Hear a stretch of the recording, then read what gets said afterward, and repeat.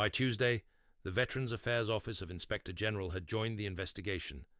By Thursday, they'd identified systematic fraud targeting 23 veterans across 4 facilities. By the following month, Congress was holding hearings on elder financial abuse in VA-contracted homes. William's detailed documentation, tracking not just theft, but a pattern specifically targeting military veterans, had exposed a predatory network that saw service members as easy marks. But it started with 8 words he'd overheard near the billing office.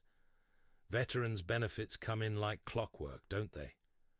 William Porter had taken an oath in 1942 to protect and defend. The enemy changed, Nazis, then criminals targeting his fellow soldiers, but the oath never expired. At 96, when he noticed his own VA check was $200 short, he didn't complain. He investigated, because William had learned something in the OSS. Individual crimes often revealed systematic operations, and his brothers deserved protection. Don't forget to subscribe to Silent Years Stories and like the video for your support. Thank you for subscribing.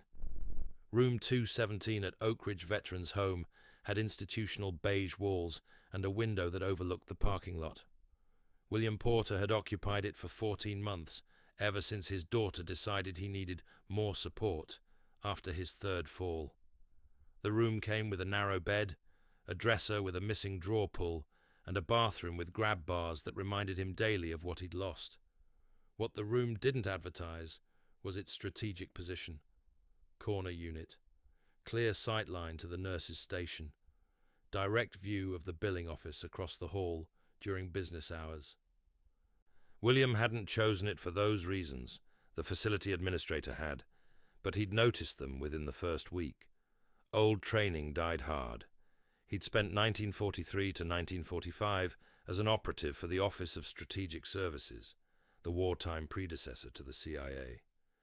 They'd dropped him behind enemy lines twice, once in France, once in occupied Belgium. His job had been simple in theory, impossible in practice. Observe Nazi supply movements, identify collaborators, transmit intelligence, and survive. He'd done all 4, though the surviving part had been close several times. The army had decorated him. The OSS had classified his service record for 40 years. His wife Helen had lived with his nightmares for 53 years before cancer took her in 1998. His daughter Jennifer knew he'd done something in the war, but not what. At 96, William was one of the last living OSS operatives. Most days, that felt like a fact. Some days, it felt like a burden. Today, it felt like something else entirely. The first discrepancy appeared in his bank statement on the 15th of the month. His VA disability pension deposited like clockwork, $118.47 on the 1st. But when he checked his balance online, using the tablet Jennifer had insisted he learn, something was wrong. The deposit showed as $1,847, $200 short. William stared at the screen for a long moment. At 96, mistakes happened. Memory failed, vision blurred, but numbers didn't lie, and William's memory for figures had always been sharp. It was part of what made him valuable to the OSS. He could memorize supply manifests, troop counts, coordinates without writing anything down. He opened his filing cabinet, pulled out last month's statement, and compared. Last month, correct amount. This month, $200 short. He could have called the VA, could have assumed it was a banking error, could have mentioned it to the nurses. Instead, William did what he'd done in occupied France when something felt wrong. He watched, he waited, and he documented. The pattern emerged slowly. William spent his mornings in the common area near the billing office. Most residents avoided that hallway. It smelled like industrial cleaner and carried the ambient anxiety of medical bureaucracy. But it offered an excellent observation post. William brought his crossword puzzles, positioned his wheelchair at an angle that looked casual, and paid attention. The billing coordinator was a woman named Sandra Kozlowski, early 40s, efficient manner, always pleasant. She handled resident accounts, insurance claims, VA payments for the 14 veterans in the facility. She'd been there 6 years, according to the staff photo board. Well-liked, recently engaged, based on the new ring. William noticed that Sandra handled the veterans' accounts personally. Made sense. VA paperwork was notoriously complex. But he also noticed that she seemed to arrive early, on the 1st of each month, and that she spent considerable time at her computer during those early hours, and that she often looked stressed on those particular mornings. On the morning of March 1st, William made sure to be in position by 6:45 a.m. Sandra arrived at 7, 30 minutes before her official shift. She went straight to her computer, logged in, and spent the next 20 minutes focused on her screen. Her body language was tense, purposeful. William couldn't see her screen from his position, but he could see her expression, and he recognized it.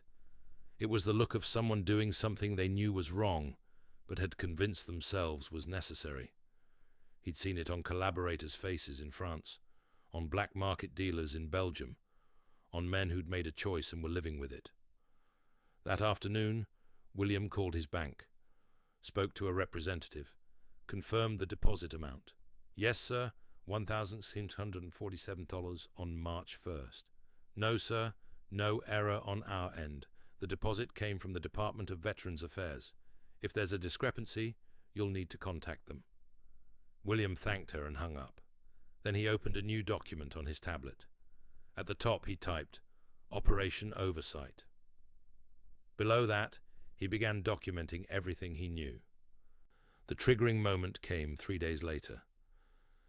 William was in his usual position when he heard Sandra on the phone with someone from the VA. Her voice carried through the partially open door. Yes, I'm calling about a payment discrepancy. No, it's for one of our residents. Account number. She rattled off numbers. Then, the amount deposited was $200 less than expected. Oh, I see. A garnishment? For what? I don't see any documentation of that here. Could you send verification? She hung up, made a note, moved on to the next task. William sat very still. A garnishment. He had no garnishments. No unpaid debts, no court orders, no IRS holds. He was current on everything. He'd learned in the OSS that clean paperwork meant clean operations. If the VA was being told there was a garnishment, someone had created false documentation. He rolled back to his room, closed the door, and pulled out his mobile phone, an old flip model that Jennifer mocked, but that William preferred for its simplicity. He called the VA benefits hotline, navigated the automated system with the patience of someone who'd once spent 6 hours hiding in a barn loft waiting for a German patrol to pass, and finally reached a human being. I need to verify my benefit amount, and any holds on my account. The representative pulled up his file. Mr. Porter, your monthly benefit is $1,147. There's a notation here about a garnishment order from, let me see, Oklahoma County Court, dated January 15th, for $200 monthly. I've never lived in Oklahoma, William said. I've never been sued in Oklahoma. This is fraudulent documentation. There was a pause. Sir, I'm going to transfer you to our fraud investigation unit. William spent the next 40 minutes providing information. By the end of the call, he had a case number, an investigator's name, and instructions to document everything. The investigator, a woman named Rachel Hernandez, who'd sounded both competent and concerned, told him they'd been seeing an uptick in benefit fraud targeting elderly veterans. It's hard to catch, she said, because victims often don't notice small amounts, or they assume it's a legitimate deduction. I noticed, William said. I can tell, sir. Not everyone does. We'll be in touch. William hung up and sat in the dim light of his room. His hands were shaking slightly. Not from age, but from something older. Recognition. The feeling he'd had in France when he'd identified a German safe house, or in Belgium when he'd mapped an ammunition depot, the feeling of being back in the field. He opened his tablet and began typing. First, he needed to know if he was the only target. William spent the next week doing what he'd done best in the war. He gathered intelligence. He befriended the other veterans in the facility. There were 14 in total, including himself. 8 were Army, 3 Navy, 2 Marines, 1 Air Force. Ages ranged from 88 to 97. Most received VA benefits. William approached it carefully. Veterans were proud. They didn't like admitting confusion or asking for help. So William didn't ask directly. He mentioned his own situation casually. Had a weird thing with my VA payment, wondering if anyone else noticed anything off, and watched reactions. 2 men immediately became guarded. One, a 91-year-old former Army medic named Frank Chen, pulled William aside later. "I thought I was imagining it," Frank said quietly. "My check's been short since January, only by $150. I figured maybe my benefits changed and they didn't tell me." The other, an 89-year-old Marine named Robert Mac McAllister, was more direct. "You investigating something, Porter?" "Maybe," William said. "Count me in." By the end of the week, William had confirmed that at least 6 veterans in the facility had experienced unexplained reductions in their VA benefits, all beginning in December or January. Amounts varied: $150, $200, sometimes $250. Small enough to miss, large enough to add up. William did the math. 6 veterans, average of $200 per month. That was $200 monthly, $1,400 annually. If this had been running since December, 4 months, that was nearly $5,000 already stolen. And if Oakridge wasn't the only facility... He typed up his findings, encrypted the document using software Jennifer had helped him install, and emailed it to Rachel Hernandez at the VA Office of Inspector General. Then he continued gathering evidence. The pattern became clearer. Sandra handled all veteran accounts. She arrived early on the 1st of each month. She was the point person for all VA communications. She had access to residents' personal information, social security numbers, banking details, and she had something else. She had a fiancé who'd recently lost his job, according to breakroom gossip, William overhead while getting his blood pressure checked. William didn't judge motives. He judged actions, and Sandra's actions had a pattern. On March 20th, William received a call from Rachel Hernandez. "Mr. Porter, we've opened a formal investigation. We've confirmed fraudulent garnishment orders, filed in your name, and the names of 3 other residents at your facility. The orders were submitted electronically using forged court documentation. We're working with the FBI's Financial Crimes Unit." "How widespread?" William asked. "We're looking at 4 facilities in 3 states, all managed by the same parent corporation, all with similar patterns. We think this has been operating for at least 18 months, possibly longer." "How many victims?" "At least 23 that we've identified so far. Could be more." William closed his eyes. 23 veterans, brothers, being stolen from by someone they trusted to handle their benefits. He felt something he hadn't felt in decades, the cold clarity of mission focus. "What do you need from me?" he asked.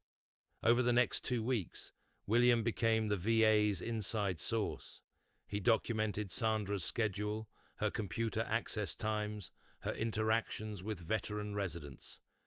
He quietly coordinated with Frank and Mac, who helped verify benefit amounts and identify other potential victims. Together, they built what William privately thought of as a small intelligence network, exactly what he'd done in France, except this time the enemy wore scrubs and smiled while stealing. Rachel Hernandez worked with the FBI. They obtained warrants for Sandra's computer, her bank records, her phone records. What they found confirmed William's observations and extended far beyond them. Sandra had been running the scheme for nearly 2 years. She'd started small, 1 facility, a few veterans, small amounts. Then she'd expanded, coordinating with billing coordinators at other facilities in the corporate network. They'd created a template, forge garnishment orders, submit them to the VA, intercept the deducted funds, split the proceeds.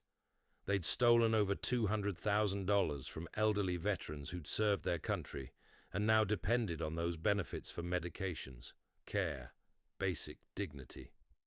On April 10th, federal agents executed simultaneous raids at 4 facilities. Sandra Kozlowski was arrested at Oakridge at 6:45 a.m., just as she arrived for her early shift. 2 other billing coordinators were arrested at facilities in Kansas and Oklahoma. A 4th conspirator, Sandra's fiancé, who'd helped create the forged court documents, was arrested at his home. By April 15th, the district attorney had announced a RICO case, Racketeer Influenced and Corrupt Organizations Act. The charges included wire fraud, identity theft, theft of government benefits, and conspiracy. Maximum sentences ranged from 20 to 30 years. William sat in his room that evening, watching the local news coverage on his small television. The reporter stood outside Oakridge, explaining the sophisticated fraud ring that had targeted vulnerable veterans. The VA representative promised full restitution. The facility administrator issued a statement about enhanced security protocols. What the news didn't cover was the quiet conversation happening in room 217. Rachel Hernandez had driven 3 hours to meet William in person. She brought with her a letter from the Secretary of Veterans Affairs, thanking him for his service, both during the war and now. "You know," Rachel said, sitting in the chair beside William's bed, "we've been trying to crack cases like this for years. The problem is that victims often don't realize they're victims, or they're too confused to document what's happening, or they're too proud to report it. You did something extraordinary." William shook his head slowly. "I did what I was trained to do. Observe, document, report. The OSS taught me that 79 years ago. Most people couldn't have done what you did at any age, sir. You built an intelligence network inside a nursing home. You gathered evidence that directly led to federal charges. You protected your fellow veterans." She paused. "That takes someone special." "It takes someone who remembers his oath," William said quietly. "I swore to protect and defend. The enemy changed. The oath didn't." Within a week, the story had spread. A journalist from the Washington Post called, wanting an interview. The local VFW Post invited William to speak at their monthly meeting. His daughter Jennifer drove up from Columbus, tears in her eyes, apologizing for not believing him when he first mentioned the discrepancy. "I thought you were confused," she said. "I'm so sorry, Dad." William forgave her immediately. That was the insidious part of aging he knew. Everyone expected confusion, expected decline, expected you to be less than you were. And sometimes that expectation became a weapon in the wrong hands. But the most meaningful change happened at Oakridge itself. The corporate parent company, facing devastating publicity and potential license suspension, brought in a complete management overhaul. They hired a new administrator, a former Army colonel who'd spent 20 years in military healthcare. They implemented new protocols for financial oversight, requiring dual authorization for any changes to veteran accounts. They brought in independent auditors monthly, and they did something else. They created a resident advisory council with actual authority to review facility operations and recommend changes. William was asked to chair it. He accepted. The council met monthly in the common room. 12 residents, representing different backgrounds and needs, gathering to discuss everything from meal quality to safety concerns to suspicious patterns that might indicate problems. William ran the meetings with military precision. Agenda distributed in advance. Everyone gets a chance to speak. Decisions documented, follow-up required. Frank Chen served as secretary, taking notes on his laptop. Mac McAllister handled outreach. making sure quieter residents felt comfortable raising concerns. Together, they'd created something that hadn't existed before: accountability from the inside. By summer, other facilities were copying the model. The VA issued new guidelines recommending resident councils at all veterans' care facilities. Congress, prompted by the prosecutions, passed legislation increasing penalties for financial crimes against veterans and requiring enhanced oversight of VA benefit payments. On a warm evening in late June, William sat in his room, window open to let in the breeze. His daughter had visited that afternoon, bringing his great-grandson, a little boy named Henry, who was fascinated by William's war medals and kept asking questions about the old days. William had told him a carefully edited version about serving his country, about protecting people who couldn't protect themselves, about how sometimes the most important battles weren't the ones with guns and explosions, but the ones that required patience, observation, and refusing to stay silent when something was wrong. "Were you a hero, great-grandpa?" Henry had asked. William had smiled. "I was a soldier, and soldiers take care of each other. That's what we do." Now, alone in the quiet, William thought about that conversation, thought about the oath he'd taken at 19, thought about the men he'd served with, most of them gone now. Thought about Frank and Mac and the 20 other veterans in this building, all of whom deserved dignity and safety, and someone who'd notice if something was wrong. His tablet chimed softly. An email from Rachel Hernandez. The subject line read, "Final update." William opened it. The trial was proceeding. All 4 defendants had been denied bail. Restitution had been paid to all victims, with interest. And there was something else. The FBI had found evidence of similar schemes at 11 other facilities nationwide, all now under investigation. William's case had broken open something much larger. "Your service continues to protect your brothers and sisters," Rachel had written. "Thank you doesn't seem sufficient, but thank you, Mr. Porter. You reminded us all what duty looks like." William closed the tablet and looked at the small collection of items on his dresser. His Purple Heart, earned in Belgium when a piece of shrapnel had torn through his shoulder. His OSS commendation, declassified finally in the 1990s. A photo of Helen, laughing at something he'd said on their honeymoon. A drawing Henry had made that afternoon, showing great-grandpa the hero with a cape. He didn't feel like a hero. He felt like a man who'd seen something wrong and refused to accept it, who'd used skills learned in a different war to fight a different kind of enemy, who'd remembered that the vulnerable deserved protection, whether they were French civilians under Nazi occupation or elderly veterans in an American nursing home. At 96, confined to a wheelchair, dismissed by many as just another confused old man, William Porter had done what he'd always done, his duty. And if the oath never expired, neither did the obligation to protect those who couldn't protect themselves. That was the code. That was what service meant.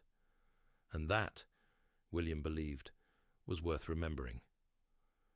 In room 217, with the evening breeze coming through the window and the sound of dinner carts rattling in the hallway, William closed his eyes and felt something he hadn't felt in years, certain that he'd done what needed doing, that the mission, all of them, from France to Belgium to Oakridge, had been worth it. The enemy changed. The oath never did. And somewhere in Washington, legislation was being drafted. In Kansas, a new resident council was holding its first meeting. In Oklahoma, a prosecutor was preparing opening arguments. And in nursing homes across the country, someone, maybe a veteran, maybe a family member, maybe just someone paying attention, would notice something wrong and remember that silence wasn't the only option. William Porter had shown them that. And that legacy, he thought, might outlast everything else.